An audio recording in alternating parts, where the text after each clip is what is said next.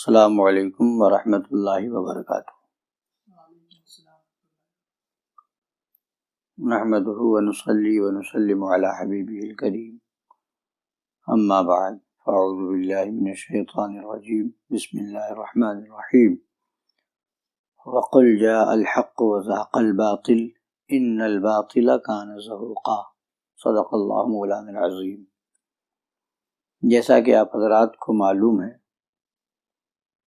کہ ابھی چند روز قبل عرب شریف کے اندر حکومت سعودیہ نے تبلیغی جماعت پر پابندی عائد کر دی ہے۔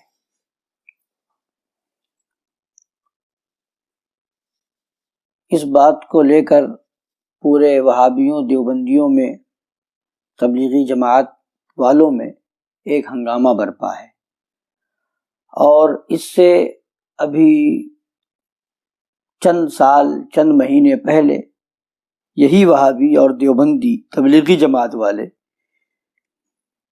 یہ کہتے پھر رہے تھے کہ اسلام مکہ شریف سے پھیلا ہے، اسلام مدینہ شریف سے پھیلا ہے، لاہور سے اور ملتان سے نہیں پھیلا، جیسا کہ ابھی آپ سماعت فرمائیں مولوی طارق جمیل نامی شخص نے یہ بیان کیا ہے۔ حرم شریف میں نماز نہیں پڑھتے امام کے پیچھے، کہ جنہاں دے پیچھے نماز ہوندی نہیں، یہ وابی ہیں۔ یہ دین مدینے سے آیا تھا یا ملتان سے آیا تھا؟ مکے سے آیا تھا یا لاہور سے آیا تھا؟ کیا ظلم و ستم ہے، وہ کس قدر جاہل۔ میں نے خود اپنے کانوں سے ایک کلپ سنا کہ مسجد نبوی کے امام کے پیچھے نماز نہیں ہوتی، یہ گستاخ رسول۔ اب میں طارق جمیل صاحب سے یہ پوچھنا چاہتا ہوں، کہنا چاہتا ہوں کہ اب ہمت کر کے اپنی بات کو پھر دہرائیں اور یہ کہیں کہ اب تبلیغی جماعت کے تعلق سے لاہور، کراچی، ملتان، دیوبند، بھوپال، لکھنؤ، دہلی سے جو بات کہی جائے اس کو نہ سنیں، اسے نہ مانیں، اس بات کو مانیں جو بات مکہ شریف اور مدینہ شریف سے کہی جا رہی ہے، یعنی اس لیے کہ اسلام وہاں سے پھیلا ہے، اس لیے کہ دین وہاں سے آیا ہے، اس لیے کہ دین وہاں سے آیا ہے، تو لہٰذا طارق صاحب اعلان کریں کہ جہاں سے اسلام آیا ہے وہیں سے تبلیغی جماعت پر پابندی لگ گئی ہے، لہٰذا اے لوگوں اپنے اپنے علاقوں میں، اپنی اپنی بستیوں میں ان تبلیغی جماعت والوں پر پابندی لگا دو، ان پر بین لگا دو، انہیں آنے نہ دو۔ اس معاملے میں نہ لاہور والوں کی سنو، نہ ملتان والوں کی سنو، نہ دیوبند والوں کی سنو، نہ لکھنؤ والوں کی سنو، نہ دلی والوں کی سنو، اس لیے کہ اسلام مکہ شریف سے آیا ہے، مدینہ شریف سے آیا ہے، لاہور سے نہیں آیا ہے، ملتان سے نہیں آیا ہے، دیوبند سے نہیں آیا ہے، دلی اور بھوپال سے نہیں آیا ہے، لہٰذا وہیں کی سنو۔ تو اب طارق صاحب یہاں بھی وہ بات دہرا دیں تاکہ سمجھ میں آئے، جو کل کہتے تھے، جو کل ان کی بولی تھی وہی بولی آج بھی ہے۔ اب دوسری بات یہ کہتے ہیں معاذ اللہ رب العالمین کہ خدا اتنا کمزور ہے کہ اپنے نبی کے گستاخ کو حرم شریف کے اندر، مسجد نبوی کے اندر کھڑا کر دیا ہے۔ ہمارا خدا اتنا کمزور نہیں ہے۔ ان کی کلپ سنیے۔ کیا میرا رب اتنا کمزور ہو گیا ہے؟ میں تو اپنی مسجد میں اپنے کسی مخالف کو کھڑا نہیں ہونے دیتا ہوں۔ تسی تے کھلومڑ دو گے کسی تو میرا رب اتنا کمزور ہو گیا کہ اپنے حبیب کے مصلی پر اسی کے گستاخ کو کھڑا کر دیا۔ اپنے گھر میں حرم بیت اللہ جہاں ایک نماز 1,00,000 کے برابر، وہاں ایسے آدمی کو کھڑا کر دیا جو اللہ کے رسول کا گستاخ ہے۔ تو اب طارق صاحب اس وقت کے بارے میں کیا کہیں گے جب خاص خانہ کعبہ کے اندر 360 بت رکھے گئے تھے؟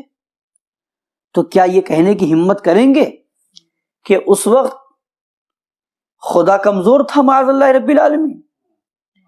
کیا یہ کہنے کی ہمت کریں گے کہ جس وقت یزید کی طرف سے یزید نے خانہ کعبہ کے غلاف میں آگ لگوائی اس وقت خدا کمزور تھا معاذ اللہ رب العالمین؟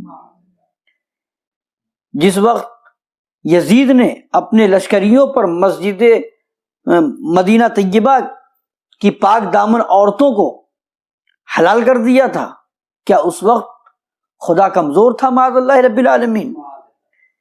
کیا یہ کہنے کی ہمت کریں گے کہ مسجد نبوی میں جب یزیدیوں نے جب خاص خانہ کعبہ کے اندر 360 بت رکھے گئے تھے تو کیا یہ کہنے کی ہمت کریں گے کہ اس وقت خدا کمزور تھا معاذ اللہ رب العالمین؟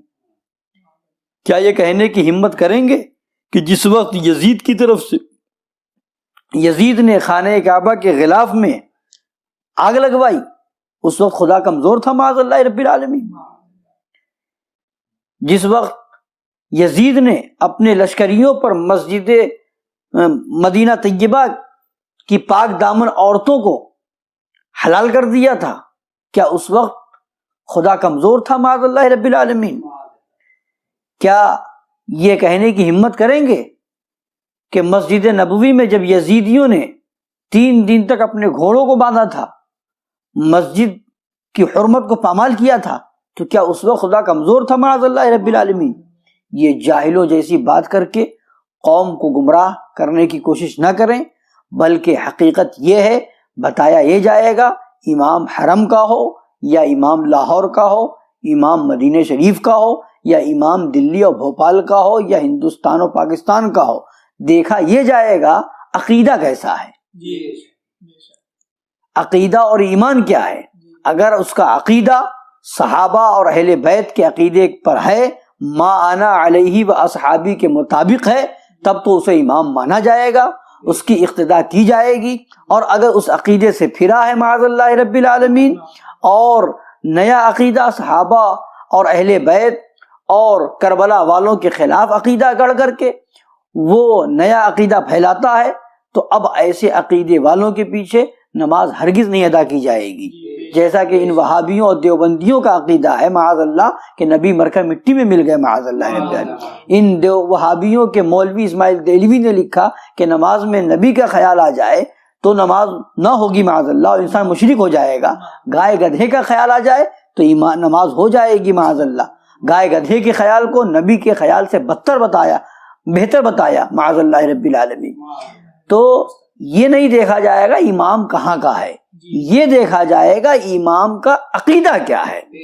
تو بنیاد یہ ہے، پڑھا لکھا چہرہ بنا کر کے مولوی کہلا کر کے جاہلوں جیسی بات کرو، یہ زیب نہ۔ حقیقت یہ ہے کہ تم جاہل ہی ہو، اگر جاہل نہ ہوتے تو ایسی بات نہ کرتے۔ اللہ تعالیٰ مسلمانوں کو عقل سلیم عطا فرمائے اور سمجھنے کی توفیق عطا فرمائے، آمین۔